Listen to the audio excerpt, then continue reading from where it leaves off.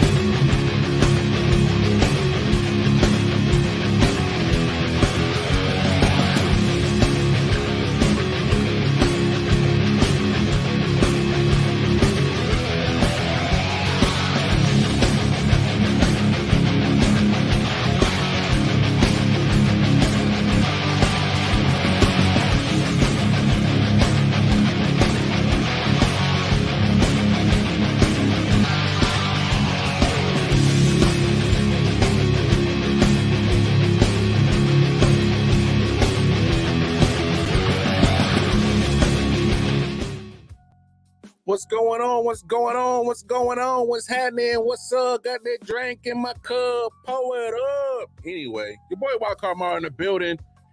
Been a jam-packed weekend full of sports, and we're going to try to talk about it all. We're going to try to. So I appreciate everybody tuning in, chopping it up with your boy. Hey, I feel like we gotta reconnect with the world. All right. It's a lot of stuff going on. Especially in the world of sports. But hey, man, besides sports, man, Kendrick Lamar and Drake, golly. Well, they was busy all weekend, weren't they? One drop, one beef, rap this. Other one, hours later, drop a rap beef this. Next one, drop something. Another one, drop something. How y'all feel about it? I don't know. It ain't quite, it ain't quite early 2000s rap beef. I ain't getting the same feel like 50 Cent beefing with everybody. Not quite Eminem beefing with somebody. Not quite Jay-Z, Nas. Not quite, LL Cool J, Cannabis. Not quite, Tupac, Biggie beef, but it's refreshing as a hip hop head. Just saying, it's like refreshing. But hey, we're gonna here to talk sports, and here's the deal, y'all. For those that don't know me, I am a Los Angeles Lakers fan. All right, I am a Los Angeles Lakers fan. And it's been quite challenging to be a Lakers fan and a fan that is not a fan of LeBron James. And for the last few years, to have him on your roster, it's been challenging.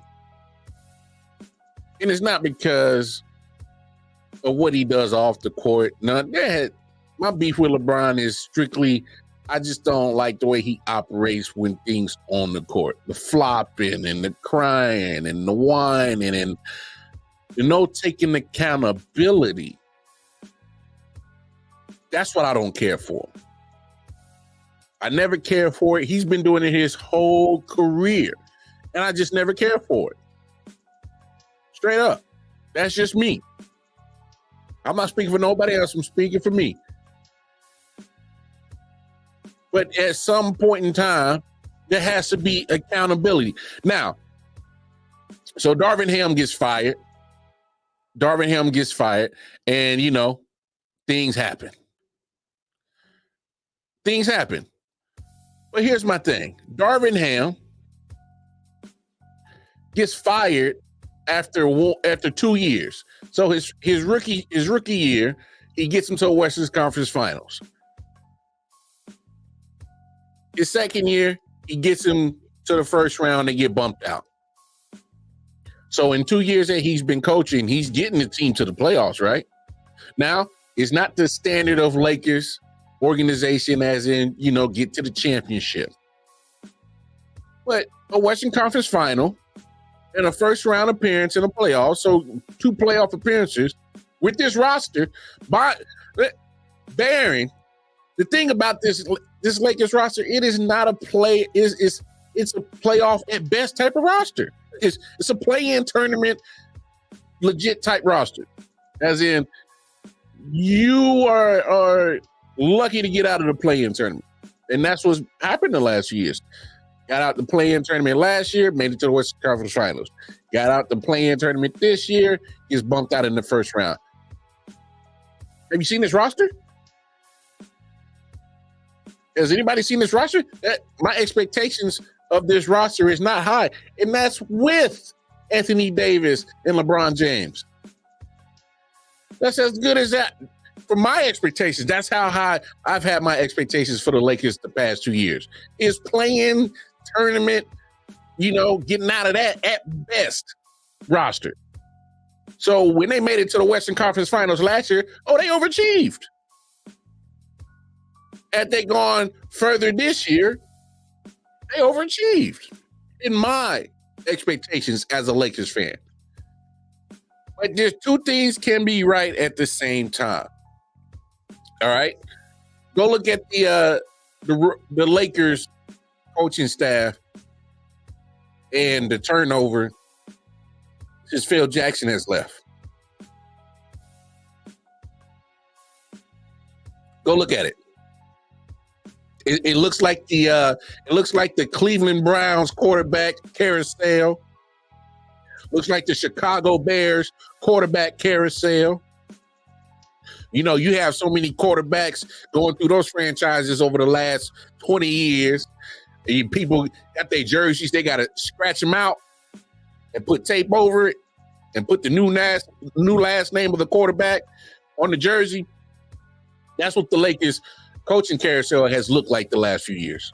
Just name after name after name after name after name after name after name since Phil Jackson has left. So if you look at the last few years of the Lakers, or the last 10, 11 years, it's been a turnstile at head coaching. If LeBron leaves, Lakers need to trade away AD to get some picks, players for him to rebuild your future. And I'm not mad at that take. I'll talk about that in a second because I got that. I got the same sentiment, AP. What's happening with you, AP? I'll bring that comment right back up. But if you look at the Lakers coaching history over the last 10, 11 plus years since Phil Jackson has left, it's been carousel. In and out, in and out, in and out, in and out. Can't keep a coach there. Can't keep a coach consistently in that seat. You can't. So that's the Lakers part of their organization where they are not running that organization in a well-oiled machine type mentality. So they're not doing their part of making sure that they are consistent or backing their coach, saying, "Hey, why don't we stay consistent with this guy, or give him the backing, or support this guy, get him a proper roster, give him a proper roster that you can at least be consistently relevant, consistently, competing for the Western Conference crown, let alone an NBA championship crown." So the Lakers as an organization, they have failed coach from time to time again since Phil Jackson has left. They haven't done their part.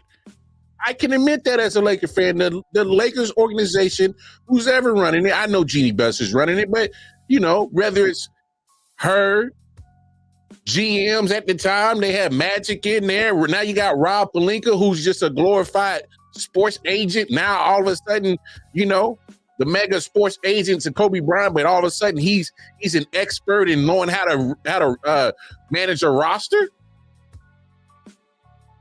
Mitch Kupchak. So you haven't done right at the general manager spot. So you're not making the right general manager moves. You're not bringing in the right people, not drafting the right people. You're making all kind of weird transactions. You're killing your draft capital. You're killing your cap space by overpaying certain players. That's another issue. So as an organizationally, it's the fundamentals is jacked up. The fundamentals is messed up. You haven't as an organization stuck around to do what got you there as a organization, as one of the best successful organizations in the NBA. I mean, what's going on? That's that part. Okay. So I can say Darvin Ham being fired, that's just another coach in the coaching carousel. They keep swapping out names in and out of that damn place, just like quarterbacks getting switched out in Cleveland and Chicago. Just keep switching them out. Keep switching them out. It's the same turnstile. Okay, that's fundamentally flawed on the Lakers. But I also can't ignore the elephant in the room. I cannot ignore the elephant in the room. Hello. LeBron has been in LA for what? Since 2019, 2020, 21, 22, 23. 6 years he's been in LA. How many coaches has he had? 6 years. 4 coaches. Mike Brown, Baby Walton, Luke Walton, Frank Vogel, Darvin Ham. 4 coaches, 6 years. You do the math. So your coaching life expectancy in LA with LeBron is at most a year and a half. So as much as I give crap to the Lakers organization for not being right about their coaching position and being fair to it and being, supportive of it, I also got to look at the other side of the coin where, hell, why is it that in 6 years there's 4 coaches with LeBron James? We can't. Hello? I mean, I got to look at the elephant in the room too. I got to. I can't ignore that. Why is it that coaches can't last in LA with LeBron on the roster? Why? Because it goes back to what I was saying earlier on some of the things that I don't care for LeBron as a basketball fan. It's because there's no accountability. There's a certain attitude and aura about him that just, he's above that. And it's not just me that feels that way. It can't be. It can't be. I saw something from Michael Wilbon. He went in.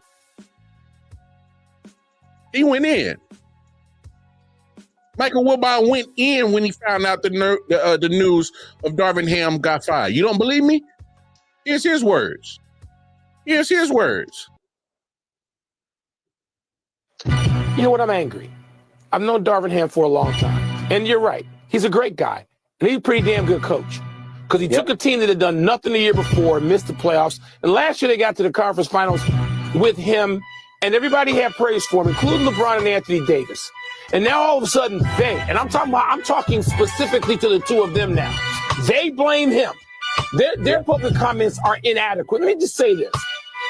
If you want to be the GOAT, you want to tell everybody you're the GOAT, you're the greatest player of all time, you want to have it on podcasts, you want to have it, then take accountability like one. Do that. There's a social media thing out there now with Kobe Bryant and Michael Jordan. It shows them after they lost in a series. And it shows the determination. It shows them saying, nope, we weren't good enough. I wasn't good enough.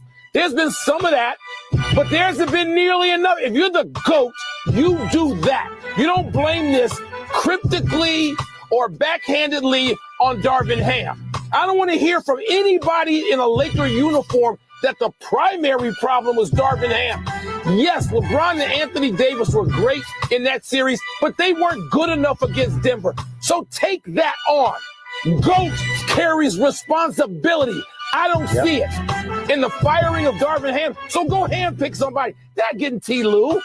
If you're the owner of the Clippers and you got way more money than the Lakers and just as much ego, you ain't letting T. Lue walk across when you got a new stadium and you got stars. You don't need them to go to him to go to the Lakers. This is infuriating that the hand is behind this move, Frank. It's just intellectually lazy and unaccountable. And those two guys are too great. They're Hall of Famers. You got to be better than that.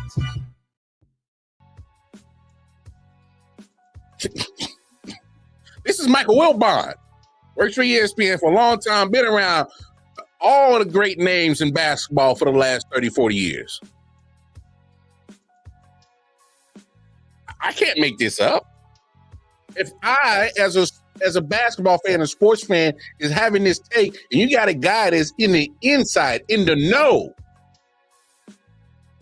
and he's reverberating the same thing that us fans are saying, that we can't be making this up. We can't be, we're not full of shit. Come on now. We got to call a spade a spade. It looked like a duck, it quacked like a duck. Damn it ain't a pigeon, it's a duck. Fact of the matter is, there has to be more owning of the failures. Especially when AD and LeBron, you are so highly paid. Yeah, as a player, take your money. I'm all for players getting your money. Get it. But it comes with a lot of responsibility that comes with that, because now, even though, like I said, it's bad general management from the Lakers, they gave you the bread. It makes it harder to build a more sound, fundamentally team around you. Like Wilbon said, hey, LeBron, AD, you played well in that series against the Nuggets. Playing well gets you what? It gets you swept. It gets you swept. When you are the quote-unquote two superstars with the hefty-ass, big-ass contracts that come with it, I don't need you to play well. I need you to play godly. I need you to play out of your damn mind. I need you to, hey, man, y'all jokers is messing up. Get with it. Hop on my back and let's go. You got to take that on. Whether you want the responsibility or not. And the thing about it is, LeBron knows this. You've been touted the king, the savior of the basketball 20 plus years ago as a teenager. And to your credit, LeBron has done a phenomenal job of exceeding. He's exceeded the expectations of what was called upon him, whether he wanted it or not, of the tasking of him to take in the basketball world to the next level. There was no more Michael Jordan. He was in the midst of Kobe, Tim Duncan, and all that era. He was tasked on taking the basketball, the NBA world, and taking it to another level past that. And so far, he's exceeded those expectations. So you cannot all of a sudden ignore the pressures on what comes with being the top dog in one of the top NBA franchises. You were at LA Lakers. You chose to go there. You know what the pressures come with this. It's championship aspirations, regardless of what is around you. You got AD. That should be enough for you. I mean, it's come on. We can't do this. We can't keep having a coaching carousel. There's no consistency. There's no continuity. Championship teams are built They're not bought. Rarely do you see championship teams in any sport get bought. It doesn't happen on a usual, typical basis. It's not meant for that to happen. You can't buy your championships. You can't sit here and just, hey, let me trade all my future away and get everything to me. Let me get the most well-named, highest paid coach, pair him with the highest paid, well-known players, and all of a sudden we got championships. That doesn't happen like that. That does not happen. You can't get championships like that. You have to build. Build. When you build it, they will come. When you build the championship pedigree, attitude, add the players with the attitude, with the right coaching, the championships will come. You just can't sit there and buy it all and think it's just going to poof magically. Oh, we're a championship team. No, that don't happen in sports. That does not happen in sports. So, I mean, it's a lot of fundamentally things that are wrong with the Lakers that goes beyond the coaching and the carousel. The management has been bad. And it also goes to the players on the onus of y'all not carrying y'all weight. And it starts with AD and LeBron, whether they want to believe it or not. We got basketball guys, experts saying it. I'm just a lonely podcaster that loves talking shit about sports every Monday and Thursday. What the hell do I know? I watch sports. That's it. I'm not a quote-unquote expert, but damn it, when my takes start lining up with the people that have been covering this sport for 30, 40 plus years, can't be too far off. Can't be too far off.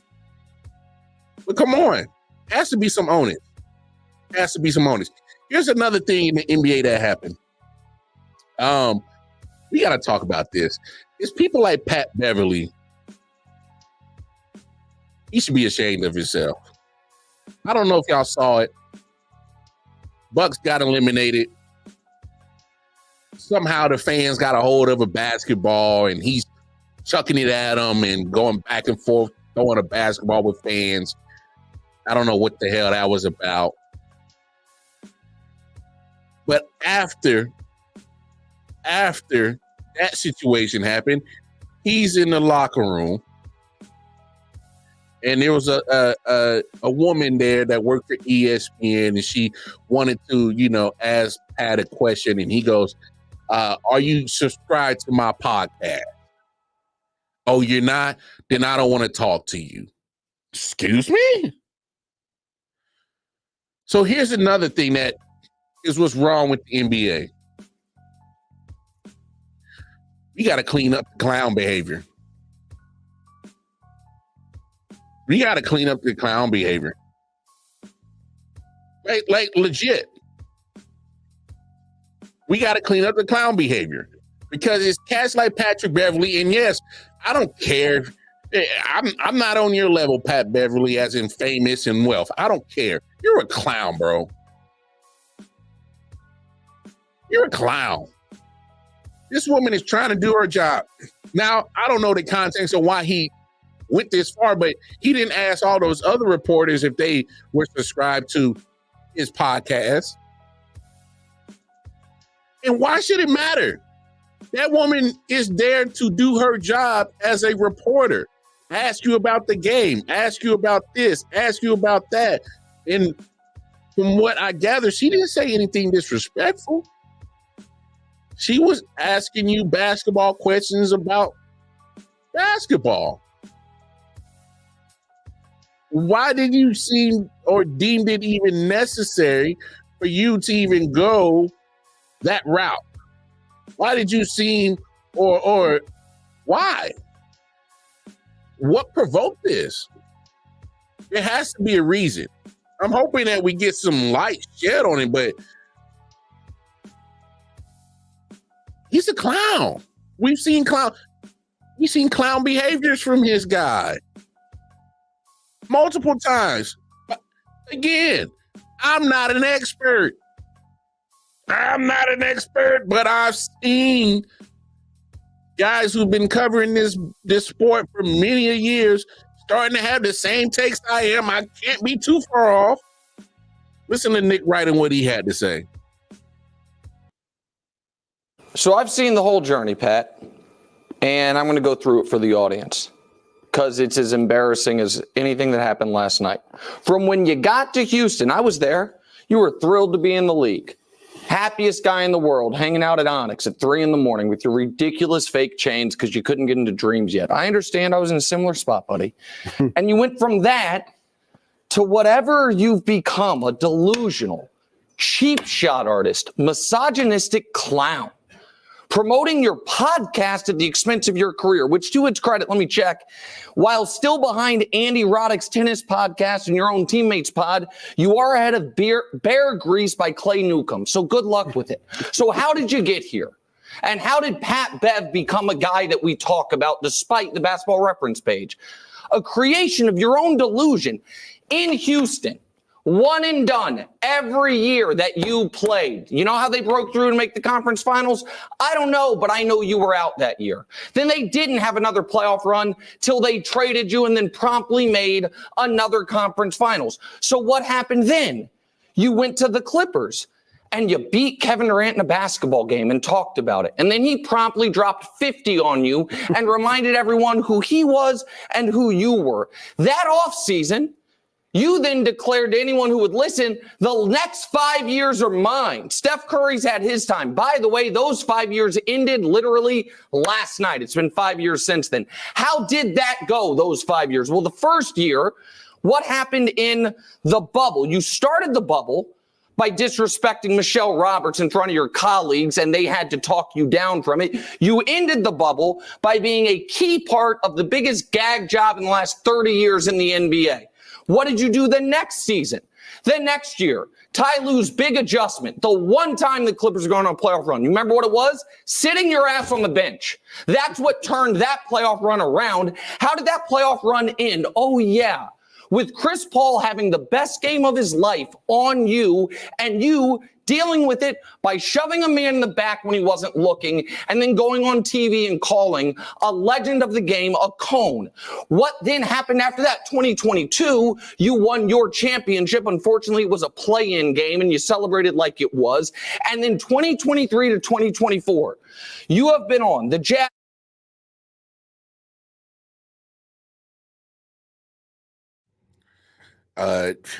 Pretty much, your boy been going in.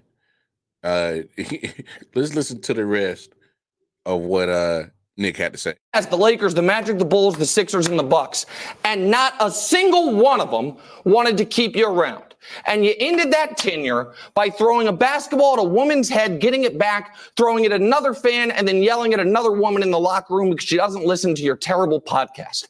So if this was your last moment in the league, good riddance. Won't be missed, won't be memorable. I mean, congrats for creating something out of thin air like the Wizard of Oz that never should have existed, to where you're a guy that's talked about, but unnecessary from start to finish, pal. Again, I'm not an expert. I'm just a podcast guy that creates content and watches a lot of sports. But those who've been covering the sports in the know, they've been saying enough. And on part of what I've been saying. You're a clown, Patrick Beverley. Clown behavior. And for a guy that should be humbled. You scraped and clawed. I love your story on how you even made it to the league. Scratch, clawed, fought your way to get to this position of where you're at in the NBA. But you've been real clown behaviorist lately. And this was the biggest one. You had no business even interacting with the fans like that. What are you doing checking the ball? And why are you treating that woman, a reporter, trying to do her damn job? Why? It wasn't necessary. I'm starting to think that, I don't know, maybe there's a mental chemically unbalanced of Patrick Beverly. And I'm not trying to say that in a mean or funny way. I'm not. It's just that when you see behavior like that of somebody that should have the humility of this guy's story, his behavior is not matching up with the humbleness of his story. It's like when you see ugly fat chicks talking the most crap about men, or you see a dusty, broke down dude trying to talk about females. What are we doing? We can't have two negatives. Hey, this ain't math. Where negative can't, or negative cancels out a negative. You got a positive number. No. That's not. No.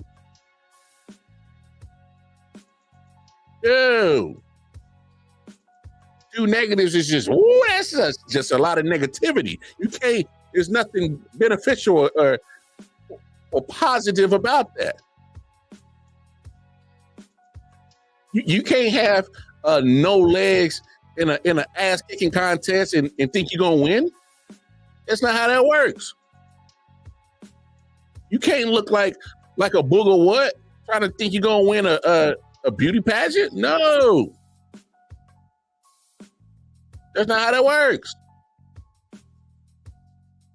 So for this guy to have the humble story that Patrick Beverly has had to even make it to the league, which by all accounts, making it to the NBA is probably one of the hardest things to do in life.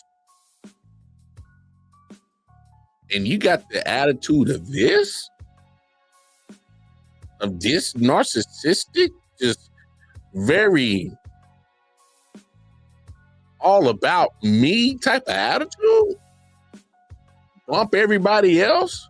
Y'all not worthy type of attitude. It's a bad look. That's what makes you a clown.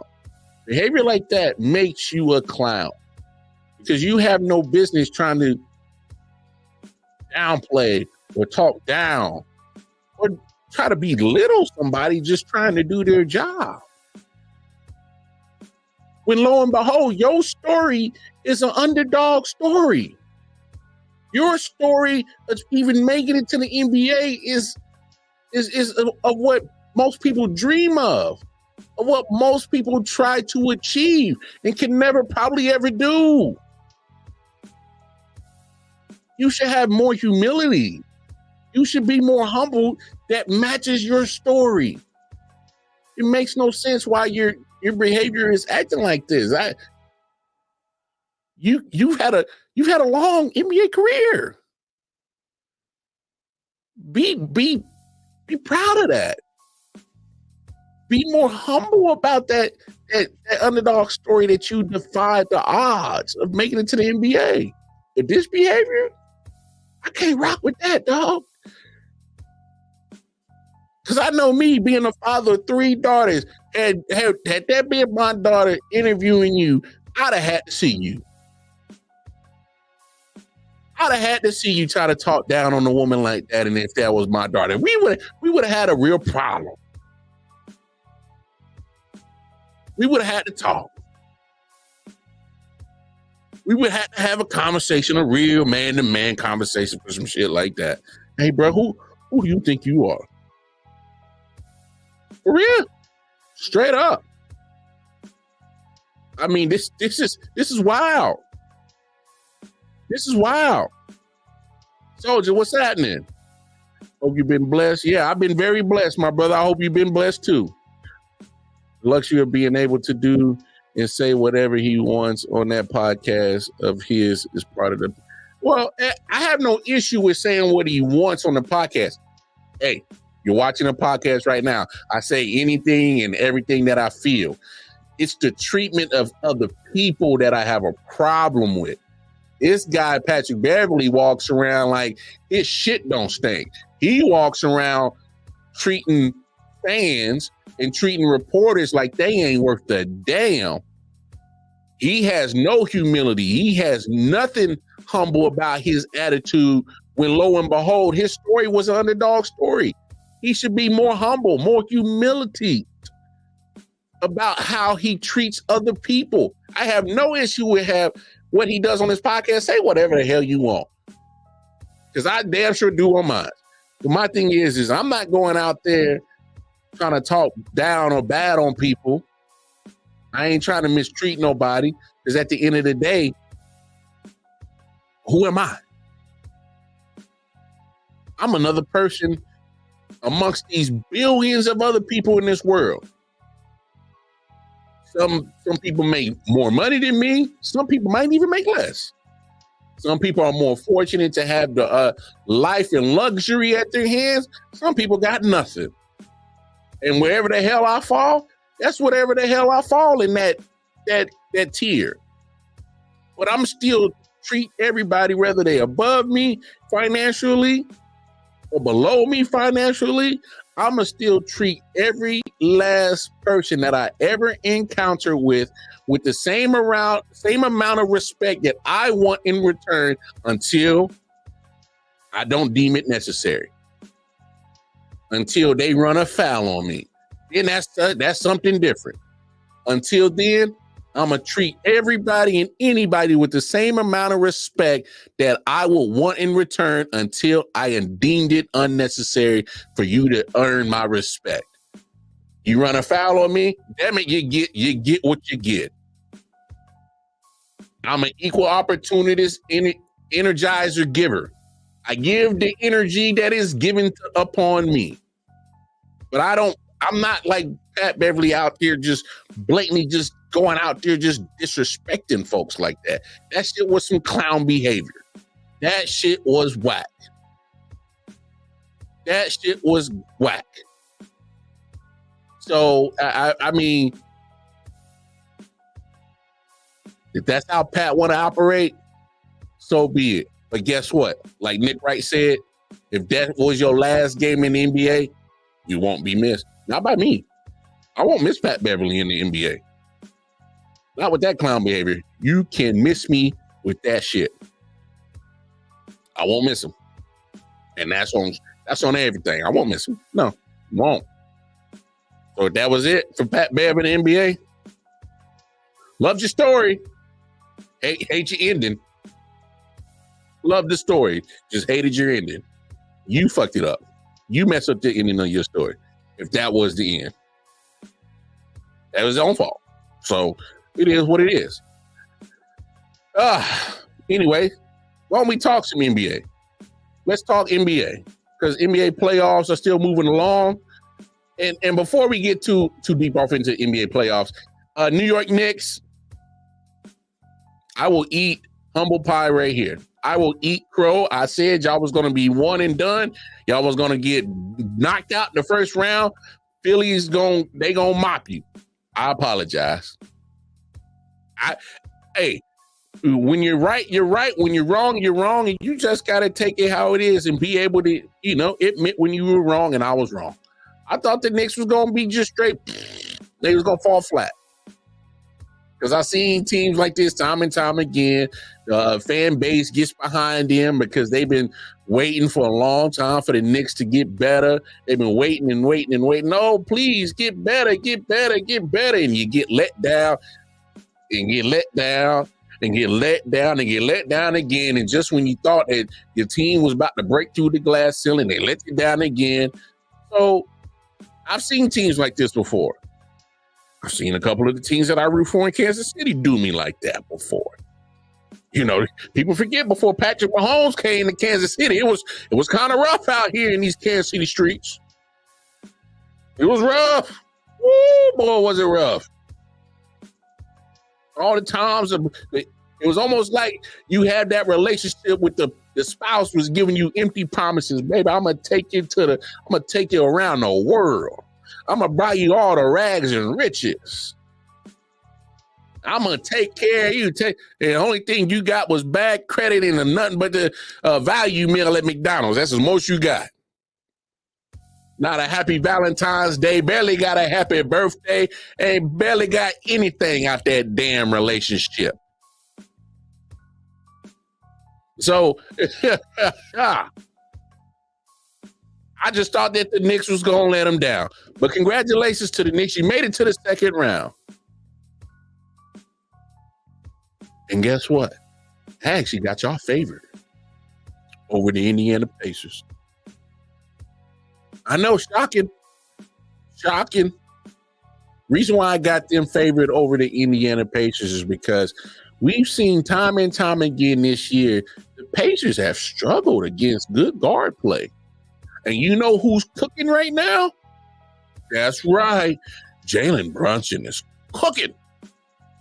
That boy cooking with hot bacon grease. He is cooking like a fish fry on Friday. That man is cooking. Who the hell gonna stop Jalen Brunson on that Pacers team? Who gonna stop Jalen Brunson? I'll wait. Who gonna stop him? Because that man is cooking right now.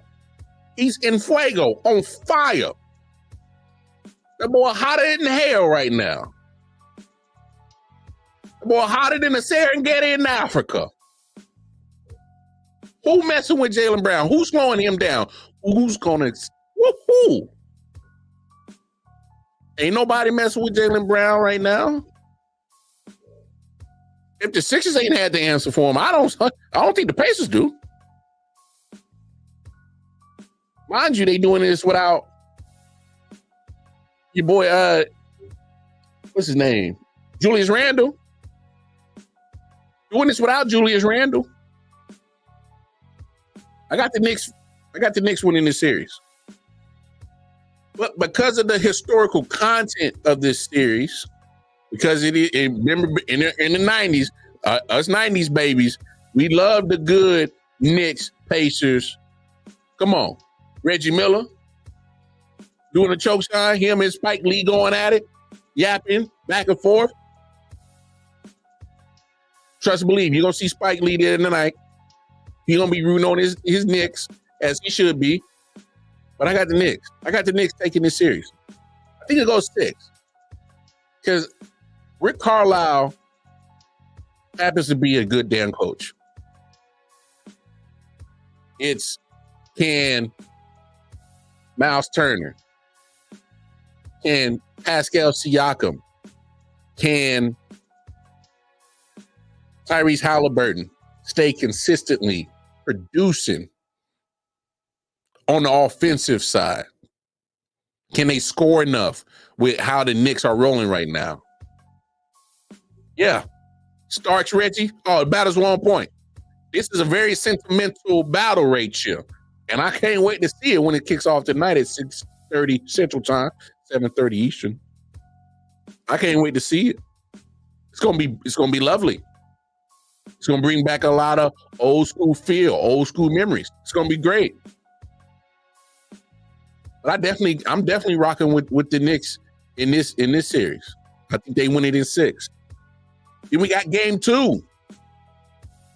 We got game 2 of the Nuggets and Timberwolves.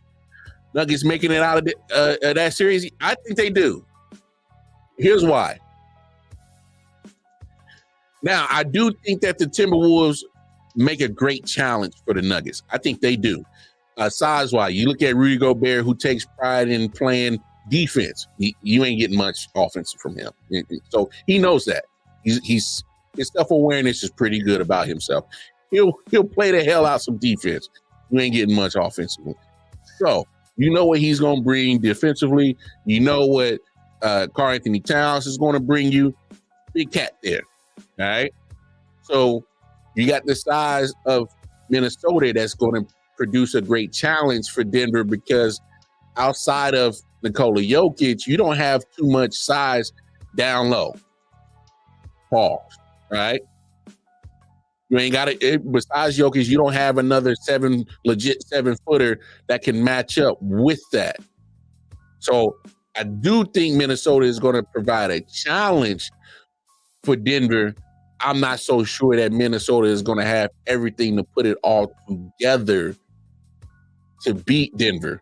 Because here's the problem that Denver proposes for Minnesota.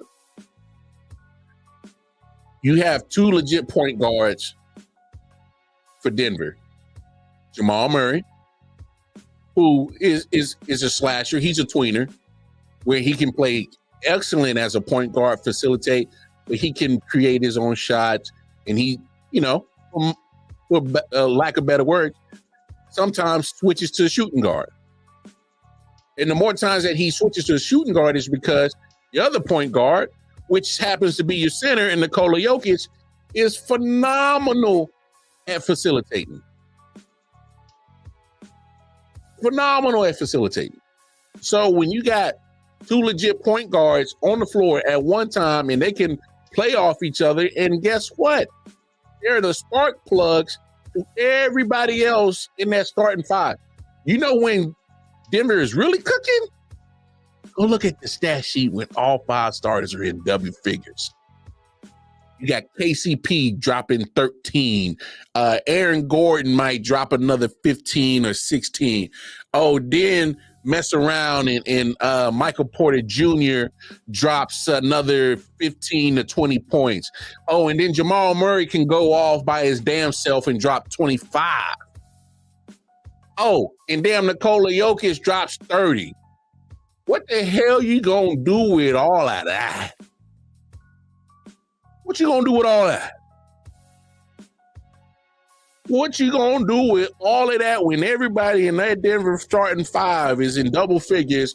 Nikola Jokic got about 28 points. He probably got, 10, 11 assists. Oh, and he's gonna add another 14 to 15 rebounds. Oh, then Jamal Murray, he's dropping 8 to 10 assists himself, 4 or 5 rebounds, and he got another 25 points added to that. And then Michael Porter Jr. is going off, shooting threes, and he's a good wing player. Then he's leaping out the gym. Oh, and then Aaron Gordon reminds you that, hey, I'm a dunk contest winner too, and he's dunking on people's heads. And he's adding 10, 11 rebounds. And then KCP is just chilling in the corner waiting for his opportunistic 3-point. Hey, Denver is probably one of the most sound teams starting five-wise, where I think they might get got. The bench play might get them. I don't know how deep they are on their bench to hold up. But I'm telling you, that starting five is probably the most complete starting five in all of NBA. Because not only do you have your star powers, but you got legit role players who play their roles at an elite level to make sure that they are complementary to their stars in their starting five. Name me a better starting five than the Denver Nuggets. I'll wait. Starting five of that Denver Nuggets is the most well-rounded starting five in the NBA, and I'm putting bank on it. I'm putting bank on it. They just are. I mean, they are just so complementary of each other. Their game complements each other. Now, I will give you Boston. Caveat. I got to see what's up with Porzingis. That's my only caveat, soldier. I got to see what's up with Porzingis. Is he going to be healthy enough to play a whole series? Is he going to be healthy enough to stick around? Now, take the injury factor out of that. Take the injury factor out of that. You get no beefs. You get no qualms with me if you throw Boston in there as a most well-rounded top five. It's a pretty damn good top five with Porzingis in there, barring the injury situation.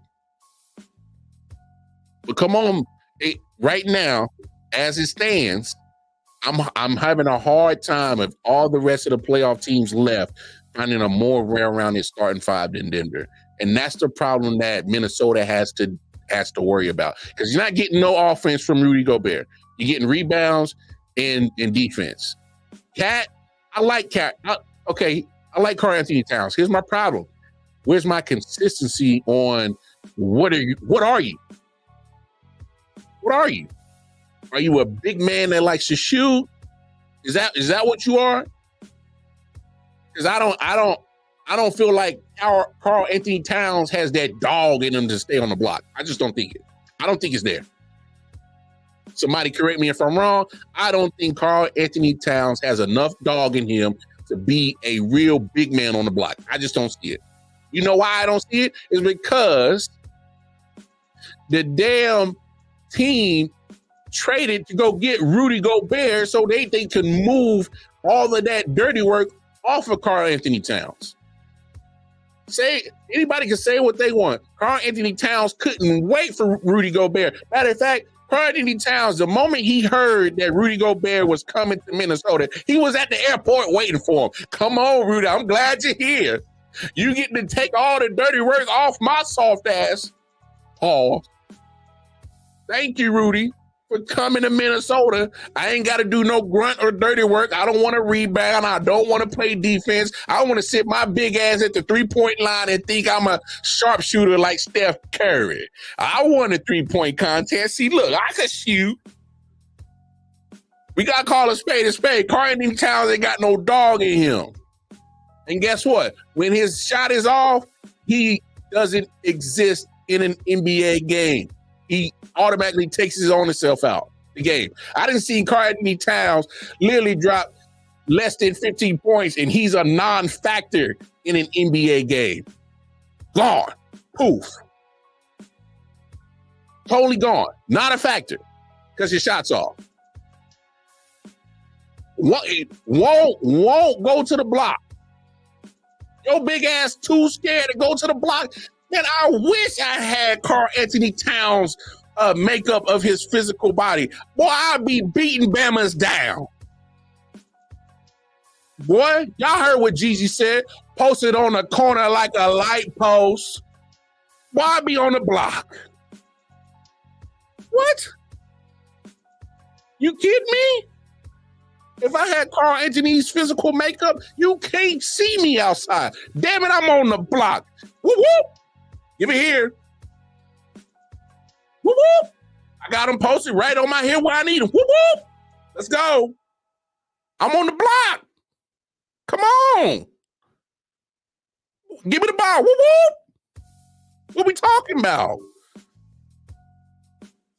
This is where I have a problem with Minnesota. You gotta make dudes, hey, come on, man. Your big ass better get on the block. He's scared. Ant can't do it all. Ant can't do it all. Ant-Man's a problem. Anthony Edwards is a problem, but he can't do it all. Because I ain't getting none from Rudy. I'm not going to get consistency from Cat. That leaves me with what? Naz Reid? Okay, cool. Well, most improved player. What, 1 man of the year? Okay. Cool.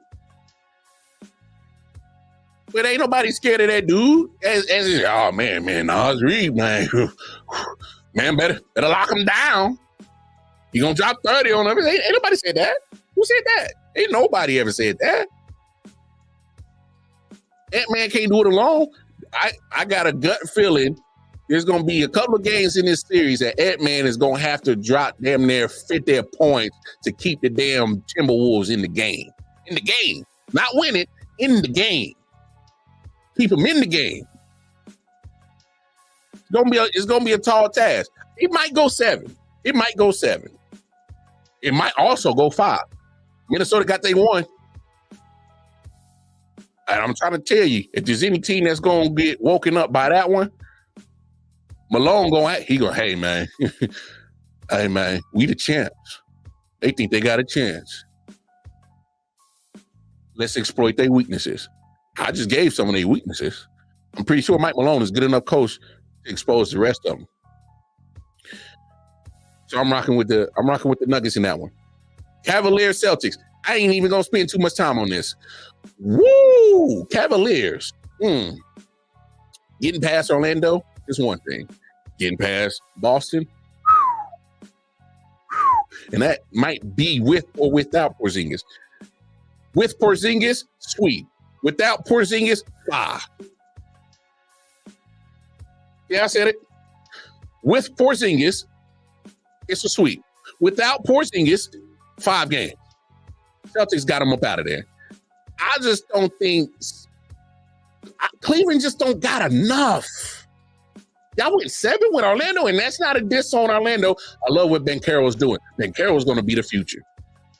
He's going to be one of them futures with Ant-Man, SGA, some of this young crop of players. That's going to be a problem when they get more experience. And what? And if they general managers do right by them, they're going to be some problems. But you struggled. You struggled with Orlando. Orlando ain't Boston, baby. No, sir. You know what's the problem when Derek White, the yellow boy that shaved his hair, was looking, he had it. I remember last year, his hairline was starting in the middle of his head. He went and shaved it off. He's been dropping averaging almost like 15 to 20 points this year. He's been doing his thing. Then let's not talk about the most underrated yellow boy in all the NBA and Jason Tatum. You know, they still don't want to give that man some love. Shout out to the Mo. He from the Show Me State. He on the other side from St. Louis, but he be showing these cats that he could ball. Jason Tatum could ball, y'all. He could ball. And he plays both ways. Plays good defense. Plays good offense. I think he's a star in this league. I don't think he's a superstar. I don't think he's tapped into that full superstar atmosphere yet. But he's a star. And right below him, Jaylen Brown is a slight star. I say slight. He's paid like a megastar, though. Ooh, that man's paycheck is something nice. Give me your paycheck for 1 game. I'll be good. But that good perimeter defense between Jaylen Brown, Derek White, and Jason Tatum matches up well against a guard-heavy Cavaliers team. Go look at the Cavaliers roster. I don't know why they are so damn guard-heavy. You're playing right into the hand of Boston. That's where their best defense is at. Oh, I didn't even mention Drew Holiday is probably one of the best perimeter defenders in all of NBA. You're definitely playing into the hands of Boston. So between Drew Holiday, Jason Tatum, Jaylen Brown, and Derek White, you're playing right into the hands of their strength of their defense. The strength of their defense is perimeter. You're guard heavy in Cleveland. You will be lucky to get 1 game. You'll be lucky to get 1. And that's without Porzingis. With Porzingis, it's a sweep. Without him, it's 5. Ain't spending too much time on that. Cleveland up out of there. And guess what? Here's the real kicker about that series. When they get them up out of there in 5 or 4 games, they're going to have to make a real true decision what they're going to do with Donovan Mitchell. Because y'all can't just continue to be too guard heavy and going up against teams like Boston, which is their strength of their defense. Cleveland up out of there. They're up out of there. Now this is a series I can't wait to watch. Mavericks and OKC. Mavericks and OKC. Boy, damn. The amount of wizardry we were about to see between SGA and Kyrie Irving is about to be phenomenal. Yes, I'm talking about Kyrie. I don't give a damn about Luka. Yeah, he's good offensively. Yeah, he's the part of this European tour where we got to promote him and get the European bag and international bag. Okay, that sounds good. Blah blah blah blah blah blah blah blah. Luka blah blah. Probably will win MVP. Good for him. Telling you what, he's happy Kyrie's there. He's happy Kyrie is there. Again, he's happy Kyrie is there. There's a lot of offensive production and pressure that is taken off of Luka's back because Kyrie is there. I don't think Kyrie Irving gets enough respect around the NBA league. Well, okay, he gets enough respect around basketball people. People that can talk basketball, see basketball, and can tell you the real about basketball. Kyrie gets his respect there. Kyrie don't get enough respect in the media of the people that cover basketball. That's how I should say it. Because they still holding them grudges about, oh, he didn't want to take the vaccine in New York. He's a quote-unquote cancer to the locker room. I ain't never heard not one teammate say anything bad about Kyrie Irving. I've heard about his attitude about his teammates where, you know, he looks out for them, wants the best for him and their families.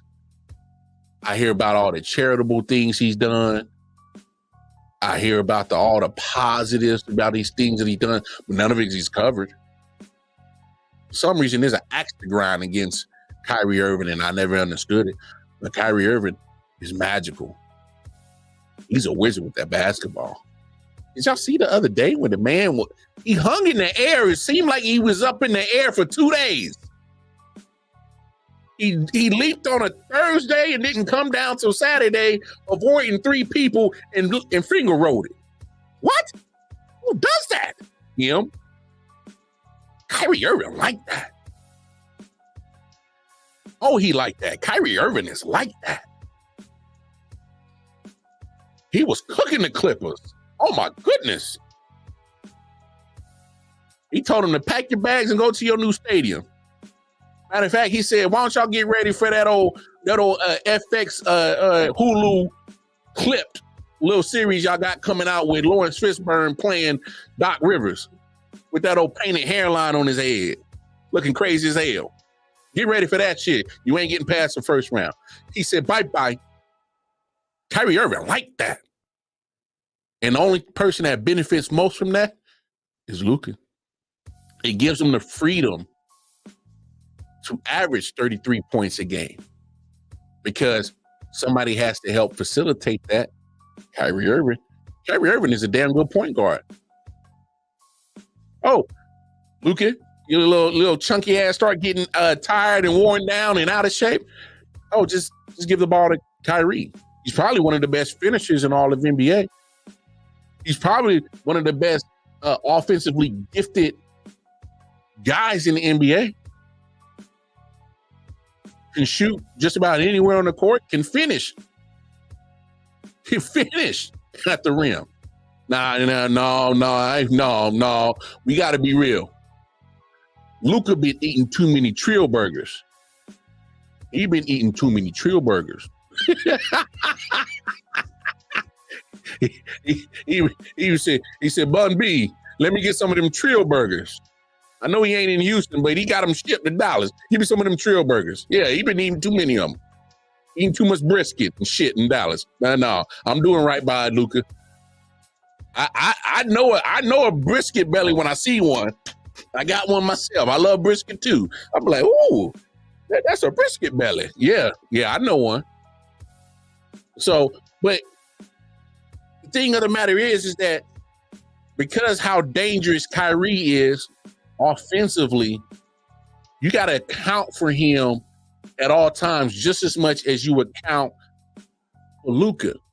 So when you got 2 dynamic offensive pieces that can easily drop 30 plus by their own, with or without the other, not much teams got enough defense that can cover both of them dudes. Not to mention Kyrie can play off ball too. I mean, Luka likes to, he likes to play point guard too. Kyrie can play off ball. He can play with the ball. So, I mean, hey, I got to admit, when I'm wrong again, another admission, when Wildcard Mar was wrong. Hey, fellas, I was wrong. I thought it wasn't going to work with Kyrie and Luka when that trade happened last year. I thought it wasn't going to work. But now we got a full year of evidence that not only can it work,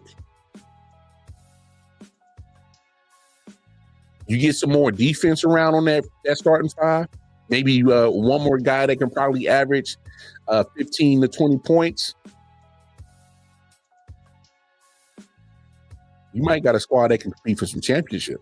I'm just saying.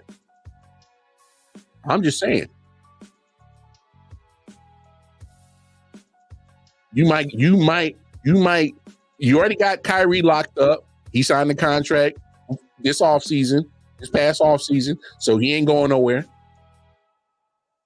So I'm with you on that, AP. He finally got a home. He's staying. I think he stays here in Dallas till I think he plays out this contract for sure. You're damn sure not going to let Luka walk out the building. It's up to the general manager of Dallas to start putting a little bit more defense around him, some size down low, and maybe a guy that can average 15 to 20 to help facilitate or offset the couple of nights that Kyrie or Luka might be off, just to offset it. 15 to 20 points to offset it, and you good. Dallas might be a squad. If I'm one of these top free agents next year, I would consider Dallas. I owe the Mavericks a huge apology. My bad. I was wrong about Luka and Kyrie not working. My bad. I was wrong. We got a full year of evidence that not only can it work, sprinkle a little smart GM work on there. You got a squad that can cook. Hotter than fish grease on a fish fry on Friday, baby. Trying to tell you. I'm rocking with the Mavericks in that series. This series goes 7. Between Mavericks and the Thunder, it goes 7. Because SGA ain't no punk. He ain't no punk. And they actually got a solid roster around SGA as well. And, they ain't no punk. Ted Holmgren might, I don't agree with it, but I've heard some people talk saying he should split Rookie of the Year with Wembanyama. I don't think it should be that way. I think it should be Wembanyama to win solely based on himself, solo. That's just me. But, chatter like that has been there. But SGA, Chet, hell, even, Giddy's been adding his little thing right there when it matters. Dort coming off the bench doing what he can do. What's his name? Jalen Williams been solid as a forward. Been kind of solid. Okay, so he's been. Hey, you don't make a top 3 seed in the West being trash. That don't happen. That doesn't happen. That isn't by mistake. Not at all. Matter of fact, becoming the 1 seed of the West doesn't happen by happenstance. So, if they beat Dallas, and that's a big if, because I'm rocking with Dallas in this series in 7. If they beat Dallas, I don't know. I don't know if I can see them beating Denver. It would have to. I would literally have to see Chet Holmgren play out of his mind. I'm not worried about SGA. It's Chet that I would be more worried about. What can he do guarding Jokic? What can he do to make sure that not only is he playing great defensively against Jokic, can he add 15 to 20 on the offensive side? We've seen him in the regular season been able to do that because, like I said, people got his name in talks of Rookie of the Year.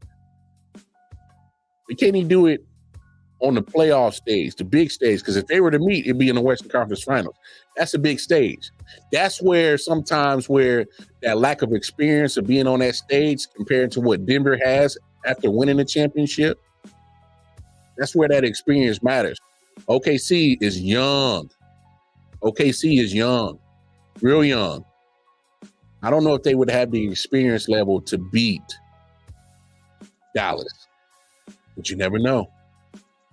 OKC got the athletes that can match up with not only match up with Dallas, but they got the athletes to match up with Denver. I don't know if they got the experience to overtake Denver. That's a good question, though. Whew. Those are my predictions for the NBA playoffs, man. At least for this second round, and going on further. It's gonna be some good stuff. Man, I gotta get up out of here. We were supposed to talk some other stuff, but I gotta go to take my daughter to a dance recital. She started gymnastics. She says she wants to be Simone Biles. And I'm gonna support my baby. She wants to be Simone Biles. Okay, well, there we go. We gonna push you. Ain't no quitting. I told her once she starts gymnastics, we'll finish out this session or this season, and then we'll go from there. But she can't quit. So we gonna see what's up. Is there beef in the ATL with the Falcons? Real quick, I think Kirk Cousins is going to try to play out of his damn mind. I think he might be a little bit salty about that Michael Penix thing more than what he's leading on. He may not say it because that's not him. That's not him to complain and gripe and throw stuff in the media. But deep down inside, I think that's going to be a real motivating factor for Kirk Cousins. He's going to ball out for the next 2 years. And he's going to make Atlanta make a decision in 2 years to either trade me and get whatever value you can for me or move off of Michael Penix for making that draft pick. That's my take. I'm sticking with that. I think Kirk Cousins is going to throw for 5,000 yards this year. He's going to throw for like 35 touchdowns. Mark it. He pissed about that. I'm trying to tell you. Anyway, hey, man, it's been real. Hey, do me a favor, y'all. Everything on the bottom, tap in with us. I.O.W. Sports Network, Facebook, Instagram.